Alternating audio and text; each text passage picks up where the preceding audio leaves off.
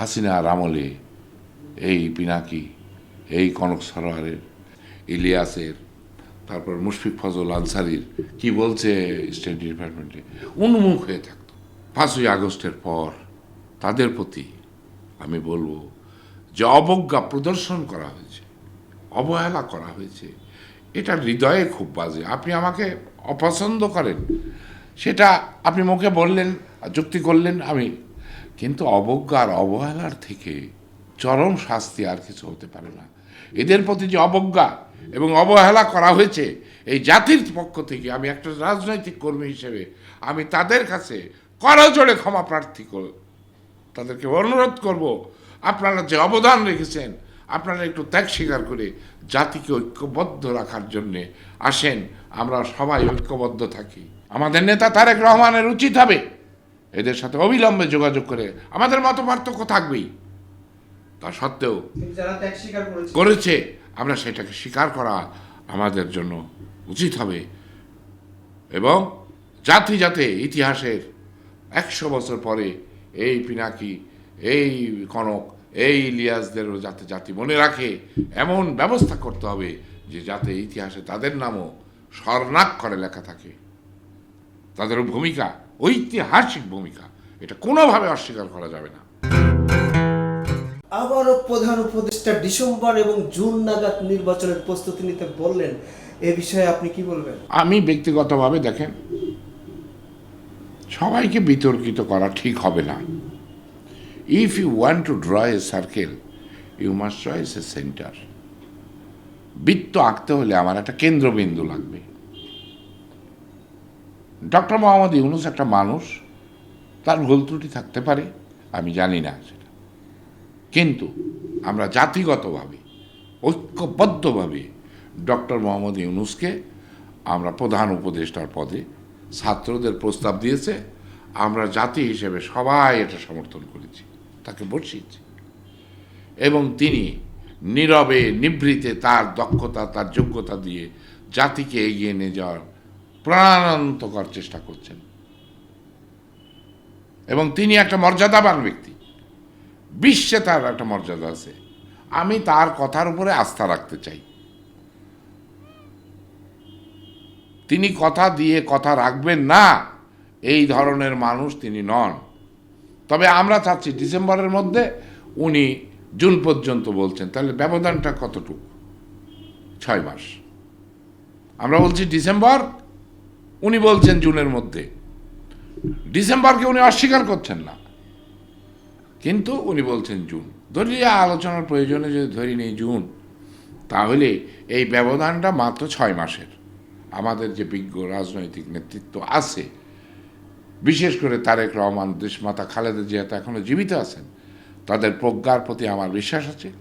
তারা ডক্টর মোহাম্মদ ইউনূসের সাথে কোনো রকম বিভক্তিতে না যেয়ে, কোনো দ্বন্দ্ব ফ্যাসাদে, আমরা হাসিনা বিরোধী আন্দোলনে যে হিমালয় সম যে জাতীয় ঐক্য আমরা প্রতিষ্ঠা করেছি, কোনোভাবেই যেন এই ঐক্য ভুলুণ্ঠিত না হয়, এবং এই ঐক্য ধরে রাখার জন্যে আমাদের বিজ্ঞ নেতৃত্ব এবং ডক্টর মোহাম্মদ ইউনূস জাতিকে উদ্ধারের জন্য একটি নির্বাচিত সরকারের সাথে অবাধ সুষ্ঠু নির্বাচনের ব্যবস্থা তিনি করবেন, এবং জাতি একটা ইনক্লুসিভ নির্বাচনের মাধ্যমে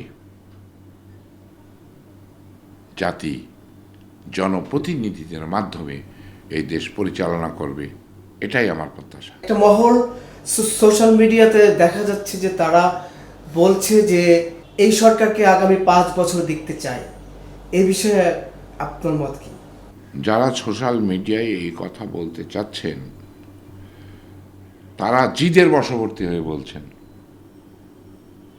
ধরেন, আমি নাম উচ্চারণ করে বলছি, পিনাকি ভট্টাচার্য, ডক্টর কনক সরোয়ার, ইলিয়াস আলী, তারপরে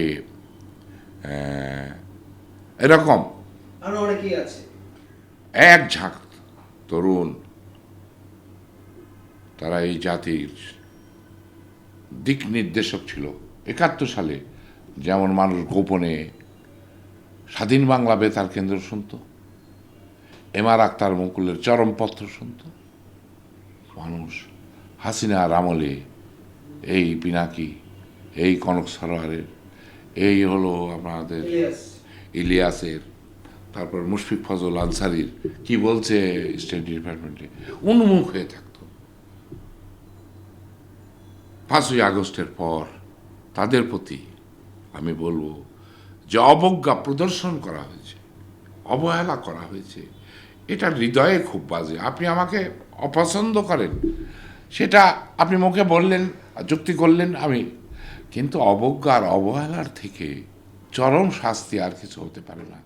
এদের প্রতি যে অবজ্ঞা এবং অবহেলা করা হয়েছে এই জাতির পক্ষ থেকে, আমি একটা রাজনৈতিক কর্মী হিসেবে আমি তাদের কাছে করজোড়ে ক্ষমা প্রার্থী তাদেরকে অনুরোধ করব, আপনারা যে অবদান রেখেছেন আপনারা একটু ত্যাগ স্বীকার করে জাতিকে ঐক্যবদ্ধ রাখার জন্যে আসেন, আমরা সবাই ঐক্যবদ্ধ থাকি। এই ডক্টর ইউনূসকে কেন্দ্র করে আমরা একটা বিভেদ সৃষ্টি করে জাতিকে বঙ্গোপসাগরে নিক্ষেপ করা সঠিক হবে না। কারণ মনে রাখতে হবে যে আমাদের প্রতিবেশীর নাম ভারত, এর থেকে শাস্তি আল্লাহ আর আমাদের কিছু দেয়নি। পৃথিবীতে দুটি মাত্র রাষ্ট্র যার কোনো প্রতিবেশী বন্ধু নেই, একটা ভারত, একটা ইসরায়েল। এরা বন্ধুর বেশে শত্রু। আমরা যদি বিভেদ করি তারা এই সুযোগ গ্রহণ করবে। আমরা কোনোভাবেই এই সুযোগ দিতে দেওয়া যাবে না। পিনাকি ভট্টাচার্য, ইলিয়াস আলী, কনক সারোয়াররা এই জাতির শ্রেষ্ঠ সন্তান। আহা, কনক সারোয়ারের বোন রাকা কি ত্যাগ স্বীকার করেছে, আজ পর্যন্ত তাদের খোঁজ নেওয়া হয়নি। এর থেকে মর্মান্তিক দুঃখজনক আর কিছু হতে পারে না। অথচ কত টাউট বাউট বাটপার উপদেশটা পর্যন্ত হয়ে গেছে। সুতরাং আমরা আমাদের ভুল স্বীকার করব। আমাদের নেতা যেটা আমরা পারিনি, আমাদের নেতা তারেক রহমানের উচিত হবে এদের সাথে অবিলম্বে যোগাযোগ করে, আমাদের মত পার্থক্য থাকবেই, তা সত্ত্বেও যারা ত্যাগ স্বীকার করেছে আমরা সেটাকে স্বীকার করা আমাদের জন্য উচিত হবে। এবং জাতি যাতে ইতিহাসের 100 বছর পরে এই পিনাকি, এই কনক, এই ইলিয়াসদেরও যাতে জাতি মনে রাখে, এমন ব্যবস্থা করতে হবে যে যাতে ইতিহাসে তাদের নামও স্বর্ণাক্ষরে লেখা থাকে। তাদের ভূমিকা ঐতিহাসিক ভূমিকা, এটা কোনোভাবে অস্বীকার করা যাবে না। আমার তো কাছে মনে হয় যে পিনাকি একটা ডিকশনারি। যে কোনো সমস্যা তার সাথে আলোচনা করলে আমি দ্বিমত করতে পারি তার সাথে, কিন্তু একটা ডিকশনারি। প্রতিটা বিষয়ের উপরে তার যে চর্চা এবং তার যে পড়াশোনা, এটা দেখলে আমি তাকে স্যালুট না করতে পারবো না। এই দেশে আরও অনেক শ্রেষ্ঠ সন্তান। আজকে ডক্টর জাফরুল্লাহ চৌধুরী মারা গিয়েছেন, গতকাল তার মৃত্যুবার্ষিকী ছিল। আমি তার রুহের মাগফিরাত কামনা করি, আল্লাহর দরবারে তার জন্যে আমি দরখাস্ত করি যেন তাকে বেহেশত নসিব করুক। তিনিও একটা জাতির সূর্য সন্তান। এই সমস্ত সন্তানদেরকে যদি আমরা শ্রদ্ধা জানাই, আমরা ছোট হব না, আমরা বড় হব। আমি খুব আশাবাদী আমাদের নেতা, আমি আগেও বলেছি যে তারেক রহমান এখন আর বিএনপির নেতা না, এই জাতির নেতা, এই জাতীয়তাবাদী শক্তির নেতা। তাকে এই আধিপত্যবাদী শক্তির বিরুদ্ধে কি কৌশলে তিনি মোকাবেলা করবেন। আজকে তিস্তা, আজকে কেন ওই কথা আসছে 5 বছর ডক্টর ইউনূসকে রাখার? আজকে জাতি স্বপ্ন দেখছে যে ইউনূস থাকলে আমার তিস্তা মহাপরিকল্পনা বাস্তবায়ন হবে, এই ইউনূস থাকলে আমার গঙ্গা ব্যারেজ হবে, জাতি উন্নতি করবে। আমরা তো সেই রকম কোনো আশার আলো দেখাতে পাচ্ছি না জাতিকে। কিন্তু ডক্টর ইউনূস কিন্তু মুখে বলছেন না, কিন্তু তার কার্যকরণে মনে হচ্ছে যে তিস্তা মহাপরিকল্পনা বাস্তবায়ন হবে, গঙ্গা ব্যারেজ হবে, এই জাতি বন্যা, জলোচ্ছ্বাস এবং খরা থেকে মুক্তি পাবে। আমার বরেন্দ্রভূমি মরুভূমি হবে না, সেটা হবে সবুজ বনানীতে উদ্ভাসিত ফসলে ভরা দিগন্ত বিস্তৃত মাঠ আমরা পাবো, এই প্রত্যাশা করছে। এবং সেইটা ডক্টর মোহাম্মদ ইউনূসের সাথে।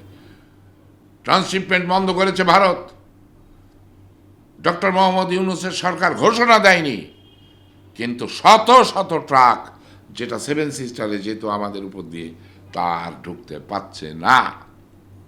এই যে দৃঢ় সিদ্ধান্ত, এই সিদ্ধান্তকে জাতি স্যালুট জানাচ্ছে যে বাংলাদেশের মতো রাষ্ট্রে এইরকম তেজস্বী নেতা, এরকম বয়োজ্যেষ্ঠ এবং তেজস্বী নেতা, বীর নেতা ডক্টর মোহাম্মদ ইউনূসকে চাই, কিন্তু তিনি অনির্বাচিত। দেশ চালাতে হলে নির্বাচিত সরকার দরকার। সবাই আমরা জানি যেদিন নির্বাচন হবে সেই দিন বিএনপি এই দেশের সংখ্যাগরিষ্ঠ হয়ে দেশ শাসন করবে।